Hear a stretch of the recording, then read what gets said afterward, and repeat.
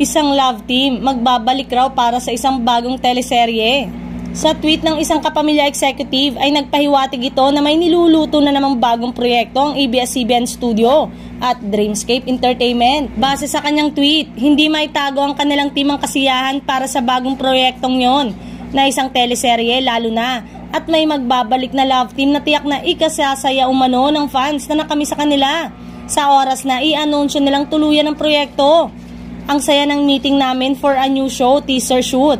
May magbabalik na love team. Sana mahappy ang fans nila when we announce the project. Yes, it's a teleserye. Bukod dito, wala pa namang ibang detalyeng inilalabas kaugnay sa gagawin nilang proyekto. Panigurado daw na matutuwa ang fans ng sikat na love team noon dahil magbabalik ang kanilang tambalan sa isang teleserye ng Dreamscape Entertainment. Ang aktres at aktor na ito ay talaga namang masasabi na isa sa sikat at magaling na aktres sa ating bansa, kaya talaga namang di nakakagulat na marami ang supporters nito. Samantalang nalalapit na nga ang bigating anunsyo ng Dreamscape Entertainment sa January 15. Isa na nga kaya dito ang mga upcoming serye, collaboration at mga new love team at balik tambalan sa mga ia-announce.